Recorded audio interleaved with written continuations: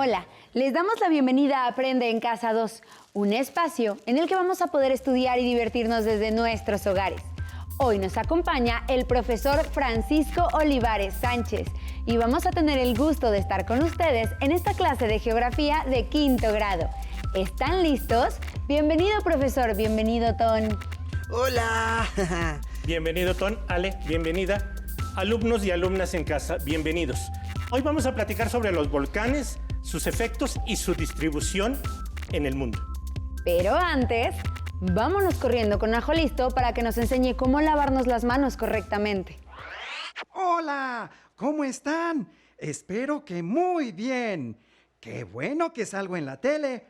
Así los puedo ver todos los días. Recuerden que es importante seguir cuidándonos, lavándonos las manos por lo menos durante 20 segundos, usando mucha agua y jabón. Vamos a ver cómo hay que lavarnos las manos. Me las lavo con agüita y con jabón.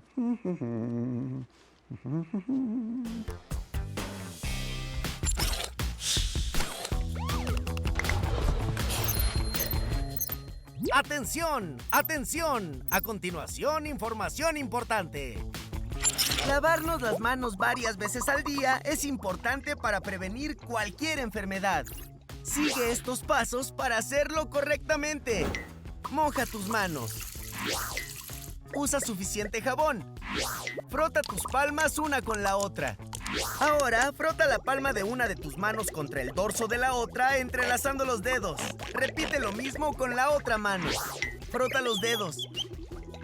Ahora haz como que rasguñas la palma de tus manos para lavar tus uñas. Enjuaga tus manos con agua. Sécalas con una toalla y ¡listo! Tus manos están limpias. Si no tienes agua y jabón, usa desinfectantes a base de alcohol. ¡Cuídate! Pues como les decía, hoy vamos a aprender mucho sobre los volcanes y su distribución en el mundo. Fíjense que ayer estaba yo revisando mis correos y bueno, recibí una fotografía, algo así como una postal de una amiga que tengo. A esta amiga le encanta viajar en el mundo, entonces ella está ahorita en Italia y desde Italia me mandó algo desde Pompeya. ¿Quieren que lo revisemos? Sí, pues vamos a revisarlo. Sí, maestro Francisco. Y fíjense bien, alumnos en casa también véanlo. Es una postal de Pompeya, del volcán que está ahí, el Vesubio. Es genial, genial. Pero les voy a compartir también lo que dice porque es muy interesante. Dice así: Hola Francisco, te escribo desde la ciudad de Pompeya, en Italia. Es impresionante ver los materiales volcánicos que arrojó el Vesubio el 24 de agosto del año 79 después de Cristo y que sepultaron la antigua ciudad romana de Pompeya, precisamente. Las personas quedaron petrificadas. Es como si se hubiera detenido el tiempo. Cuando regrese te cuento más y te muestro las fotografías. Saludos desde Italia, Diana. ¡Wow! Esa es mi amiga Diana. ¿Qué les parece? No, está padrísimo. ¿Sí? ¿Sí? Y vean, además de estas imágenes tan hermosas, me mandó más fotos. Vean, yo les quiero compartir con ustedes porque de verdad vale la pena. Vean nada más el fondo, allá el Vesubio, ahí lo que era Pompeya. Pero fíjense en esta siguiente foto. Véanlo ustedes también, alumnos y alumnas en casa. Vean esto. Son personas que quedaron petrificadas precisamente al momento en que el volcán hizo erupción. Esto a mí me llamó muchísimo la atención. Vean, esta imagen que viene en especial es una combinación de esos paisajes muy bonitas, muy bonitas. Fíjate que precisamente México es un país donde existen muchos volcanes, así como en otras partes del mundo también, y es necesario conocer cuáles hay alrededor de nuestra comunidad y si están activos o no, sobre todo esto, muy importante. Maestro, ¿y qué significa que sea un volcán activo? Entonces, ¿hay volcanes inactivos? Exactamente, Ton. Un volcán activo es aquel que ha hecho erupción en los últimos 10,000 años y puede desarrollar actividad eruptiva en cualquier momento. De hecho, cuando se produce esta actividad, empieza a expulsar material o a registrar actividad sísmica. Ah, entonces, cuando de un volcán sale humo, ¿podemos decir que está activo?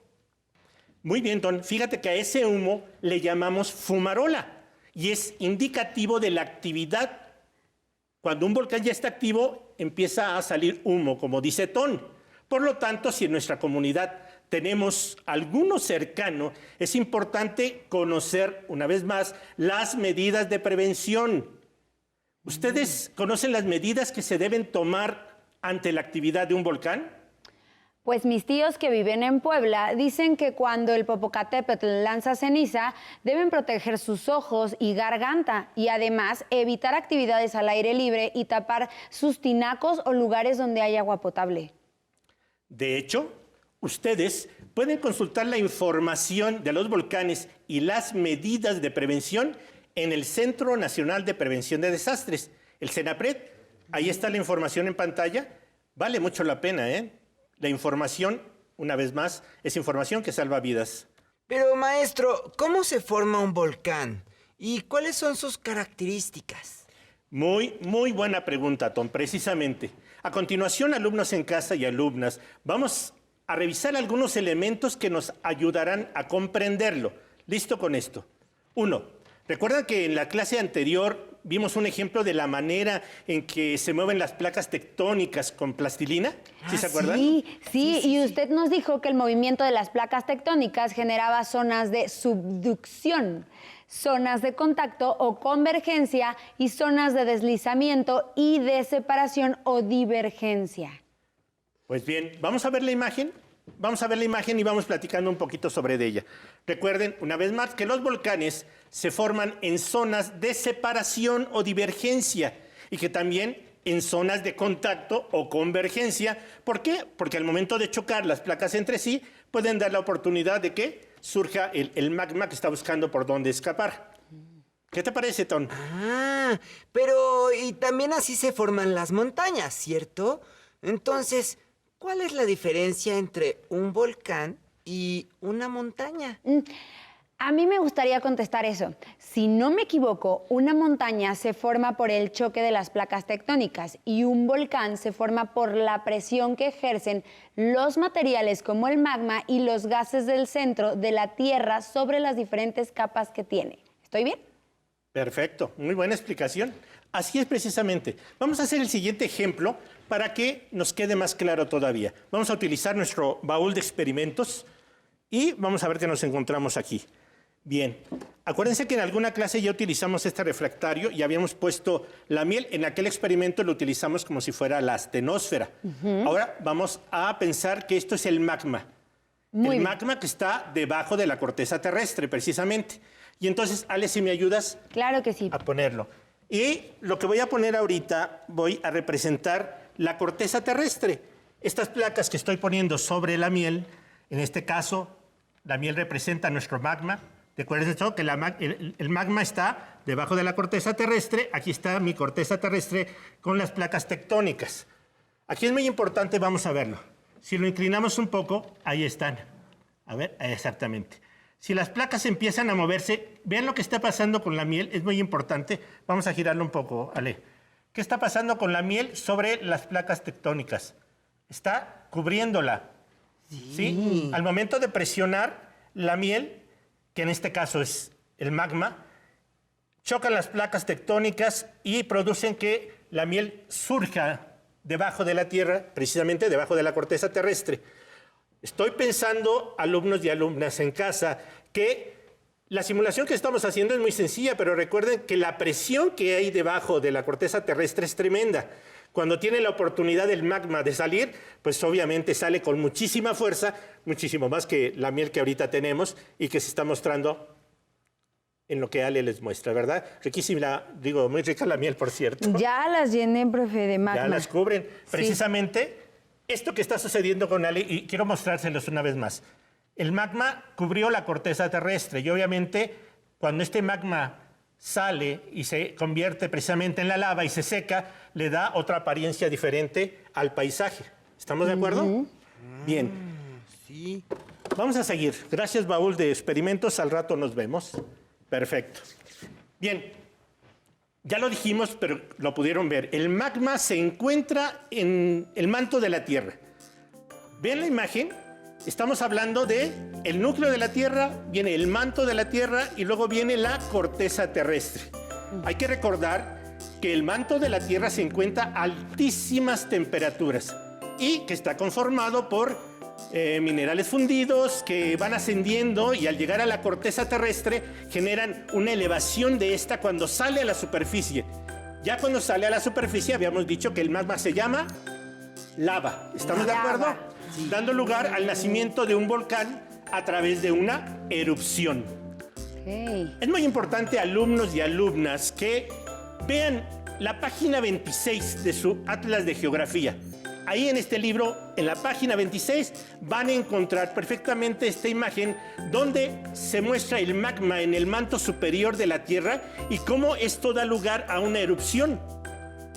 Es importante tener presente que las erupciones volcánicas suceden cuando, a través de las fracturas de la corteza terrestre, como vimos en nuestro experimento, asciende roca fundida o magma proveniente del manto superior o de depósitos que se encuentran en la misma corteza. Pueden ocurrir en el fondo del océano o en la superficie terrestre. Es muy importante, alumnos y alumnas, tener claro que los volcanes hacen erupción de diferentes maneras. Pueden formar conos, es decir, es una de las formas que puede tomar estos, o puede formar también edificios volcánicos similares a una montaña. O por otra parte puede simplemente escurrir la lava por las grietas y esto no acumula el material, simplemente se esparce en el terreno. Okay. Tengan en cuenta también que durante la erupción de un volcán se expulsan gases y vapor de agua y cuando llegan a ser muy explosivos, llegan inclusive a arrojar magma que cuando sale se convierte, ya lo dijimos, en lava. Y esto lleva también fragmentos de roca de distintos tamaños que van desde cenizas hasta grandes bloques. Vamos a observar el siguiente video, alumnos y alumnas en casa, para que nos quede un poco más claro esto de los volcanes. Observen. ¿Sabes qué son los volcanes?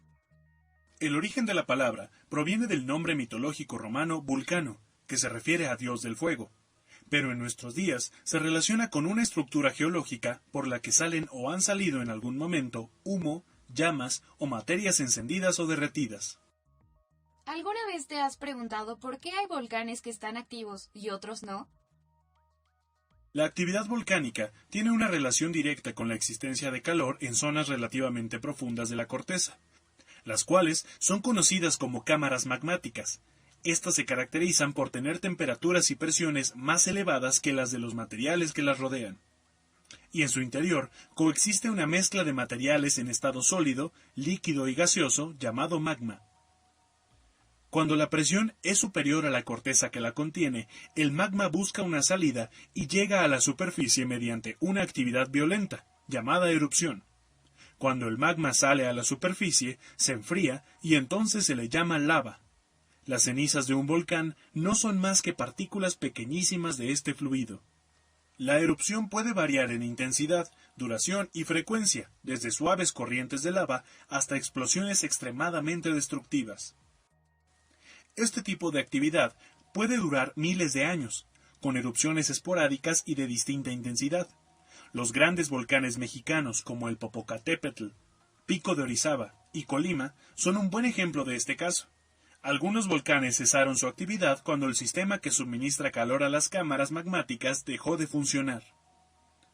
Otra fuente para la generación y ascenso del magma se encuentra en zonas aún más profundas de la corteza terrestre, en los límites con el manto. Ahí las características químicas del magma son diferentes a las anteriores y en general no existen cámaras magmáticas. Los conductos que permiten el ascenso de este magma son generalmente fracturas que llegan a afectar la base de la corteza terrestre. Estas fracturas tienden a sellarse con el paso del magma. Sin embargo, por la presión del magma subterráneo y la acumulación de material de erupciones anteriores, los volcanes adquieren una forma cónica, con una cima truncada, producida por el material emitido, y se le conoce con el nombre de cráter. Erupciones volcánicas como estas duran de días a semanas, pudiendo llegar hasta los 10 años. ¿Conoces los lugares en los que hay presencia de volcanes? En México, tenemos la mayor riqueza en este tipo de manifestaciones volcánicas, en la faja volcánica transmexicana, la cual atraviesa a nuestro país desde el estado de Veracruz al oriente, hasta los estados de Colima, Jalisco y Michoacán al poniente.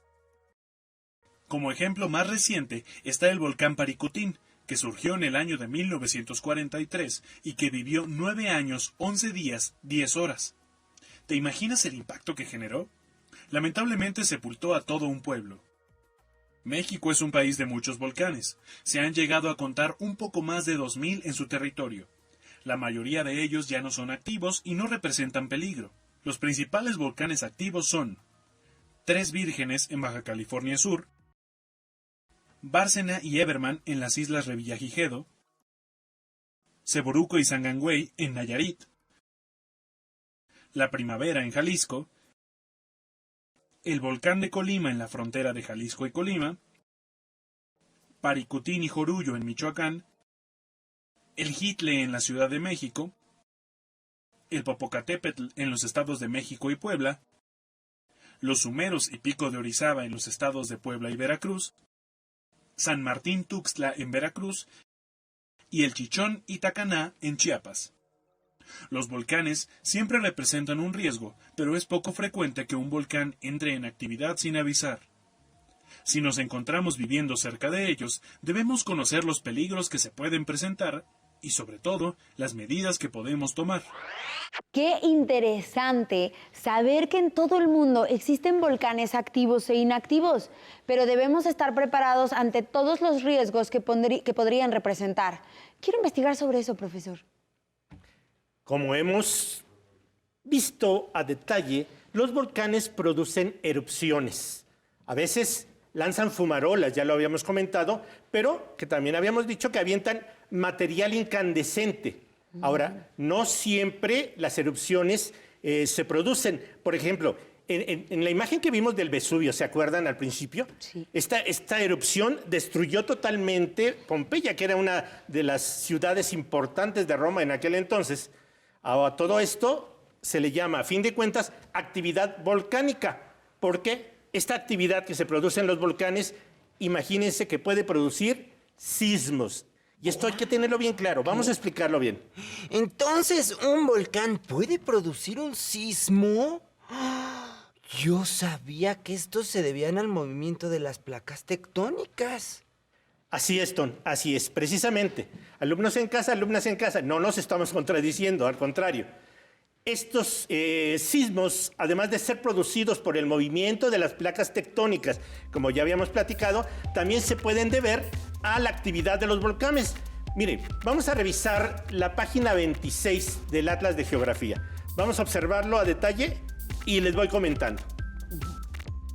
¿Se acuerdan que la sismicidad son los desplazamientos de las placas tectónicas y las erupciones volcánicas ocasionan movimientos bruscos de la corteza terrestre llamados estos sismos? ¿Estamos de acuerdo? Sí. Acuérdense que la fuerza de un sismo, y ya lo vimos en la clase anterior, se puede medir con un instrumento. El instrumento se llama sismógrafo. ¿Qué mide este instrumento? Pues simplemente la magnitud del movimiento en una unidad de medida llamada Richter. Los daños ocasionados por el sismo se miden con la escala de Mercalli. También lo vimos en el video. El sitio en el interior de la corteza terrestre donde se origina el sismo se llama foco. ¿Se acuerdan que lo comentamos? Sí. El foco, cuando hicimos esta representación de nuestra ciudad. Sí. Y el lugar de la superficie donde se encuentra, donde se refleja es el epicentro. Es exactamente el lugar donde se siente más. El foco está por debajo, el epicentro está sobre la corteza terrestre. ¿Sí nos quedaría claro? Sí, muy claro. Yo no sabía que la actividad de un volcán puede producir un temblor en la Tierra. Pero entonces, ¿es posible que en los lugares donde existen volcanes activos se presenten mayor cantidad de sismos? Sí, y de hecho, alumnos y alumnas, en la página 27 de su Atlas de Geografía, vamos a poder observar la distribución de los volcanes y de las placas tectónicas. Este plano que vamos a observar es muy, muy, muy interesante. Ustedes van a poder darse cuenta de las zonas de contacto o convergencia, como habíamos dicho, porque están marcadas con flechas verdes. También hay grandes cordilleras o ejes volcánicos que pasan precisamente y coinciden en donde están estas zonas de convergencia. Es un dato muy importante.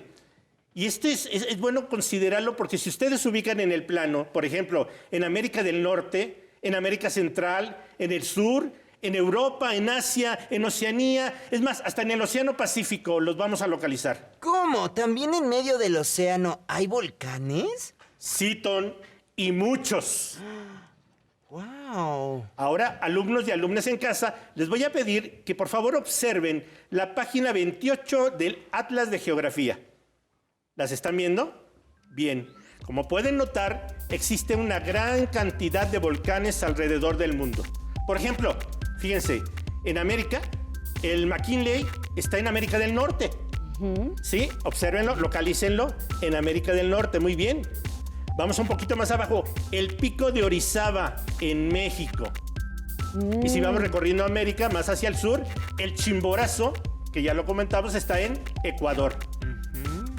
Ahora vamos, el volcán Kilimanjaro, que está en África. El Etna y el Vesubio, que están en Italia, en Europa. O el Fujiyama, que ya está así, exactamente al otro extremo, en Japón, en Asia estamos hablando. Además, como pueden mirar, en Oceanía existen bastantes, como por ejemplo, alguien muy famoso, el Krakatoa, que está en Indonesia. Bien, por cierto, los invito a observar el siguiente video. Vamos a verlo. El día de hoy platicaremos sobre las placas tectónicas. ¿Por qué se mueven las placas tectónicas? Antes de iniciar con ello, es pertinente señalar que las placas tectónicas son las que fragmentan a la corteza terrestre. Es como un rompecabezas. Este rompecabezas, cada pieza se mueve en distinta dirección y en distinta forma. Tenemos placas muy grandes como la norteamericana, la placa del Pacífico, la placa euroasiática, algunas muy pequeñas como la placa de las Carolinas, la placa de Cocos o la placa de Rivera. Pero, ¿por qué se mueven las placas tectónicas? Por la astenosfera. La astenosfera se encuentra en el manto superior. Hay que recordar que nuestra Tierra se divide en 3 capas: corteza, manto y núcleo. En el manto, en la parte superior, es donde se sitúa la astenosfera.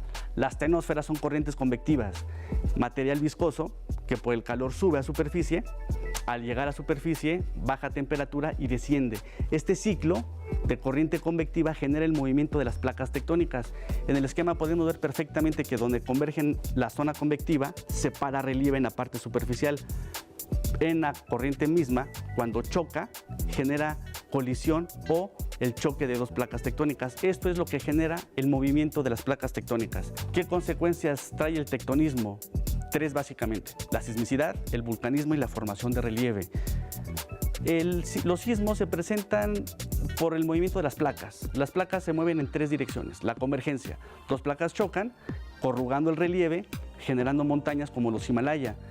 Tenemos algunas otras como la subducción, donde 2 placas colisionan, una se mete por debajo de la otra y esta, al meterse, se funden en el magma. Al fundirse en el magma genera mucha presión, mucha energía y necesita ser liberada. Y se libera justamente por la actividad volcánica, como podemos ver en el sistema volcánico transversal aquí en México. La divergencia es separación de 2 placas. Estas, al separarse, generan dorsales. Estas dorsales son montañas submarinas, como se presenta en la cordillera mesoatlántica. Al fondo del océano Atlántico, entre América y Europa, podemos ver este tipo de relieve. Hay otras fisuras, como la Silfra, que se encuentra en Islandia, donde se parte el relieve, donde se abre y se genera una zona rift. Esta zona rift es prácticamente la zona de separación. Podemos ver perfectamente en la imagen la fisura Silfra, en la cual se ve ese distanciamiento entre una zona y la otra. La transformante son 2 placas tectónicas que corren en dirección opuesta. La más importante es la falla de San Andrés, que se sitúa en la parte de Norteamérica. Esta falla de San Andrés, la parte del Pacífico, la placa del Pacífico va hacia el norte, mientras la placa norteamericana corre hacia el sur. Estos 3 movimientos generan sismos. En el momento que chocan, en el momento que se abre o en el momento que corren en dirección opuesta, genera la sismicidad. La sismicidad misma, donde se da ese punto de choque, genera o se le cataloga como el hipocentro. En la parte superficial, en la vertical al hipocentro, se llama epicentro. Aquí las ondas se caracterizan o viajan en 3 formas. Las ondas P, que atraviesan sólidos, gases y líquidos, viajan a una velocidad entre 6 a 12 kilómetros por segundo. Las ondas S o secundarias corren a una velocidad de 3 a 6.4 kilómetros por segundo. Son más lentas. De hecho, los centros sismológicos reciben posterior esta onda cuando primero llegan las P. Finalmente, las últimas, las ondas Rayleigh, son ondas superficiales, crean ondulaciones sobre la superficie terrestre. Estas pueden llegar hasta horas después de cuando se origina el sismo, cuando viaja la onda P. El vulcanismo es un proceso de construcción o destrucción del relieve. Hay que identificar que los volcanes generan 2 tipos de emanaciones, explosivas y efusivas.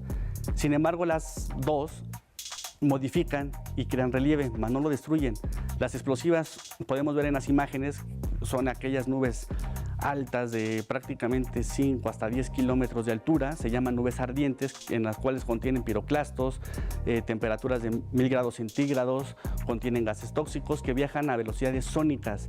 Estas erupciones prácticamente devastan todo lo que se encuentra a su paso. Sin embargo, no destruye, simplemente modifica el relieve.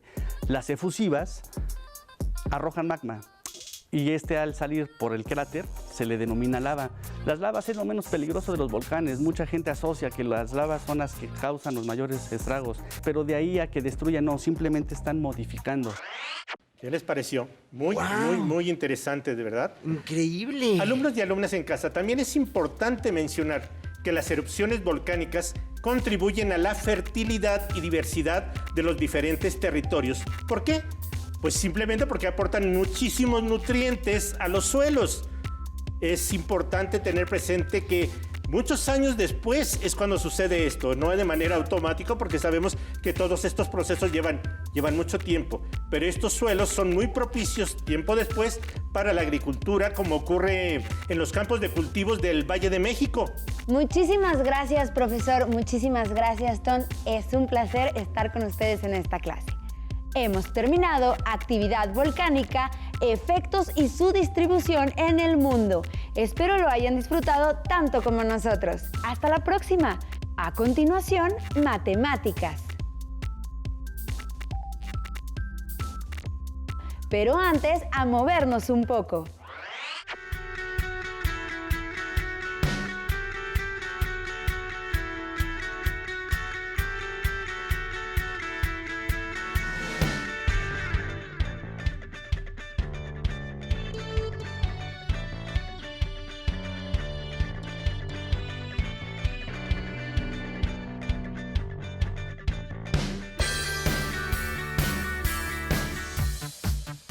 Si no tienes el libro de texto o necesitas ayuda para responder las preguntas, contáctanos.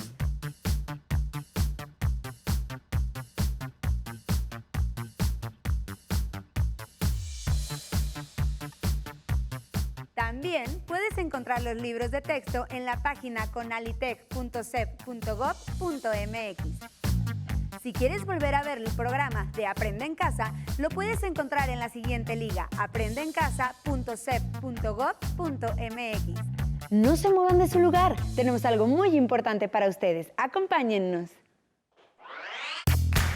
Cuando era pequeña, creía que las estrellas serían mi pasión y pasaba horas viendo al espacio y todo lo que aún había por descubrir. Y aunque en casa el estudio siempre era lo más importante, mi mamá me decía, creo que sería buena idea que seas maestra. Y mi papá le contestaba, creo que es más seguro que seas dentista. Mi curiosidad me llevó a estudiar física, pero fueron mis ganas de conectar con el lado humano de la ciencia lo que me llevó a estudiar física médica. Después de muchos años, mi esfuerzo y mi estudio me llevaron a colaborar en el Organismo Internacional de Energía Atómica, convirtiendo mi pasión en un orgullo que nunca podré olvidar. Los límites solamente se crearon para marcar la distancia hasta donde tú quieres llegar.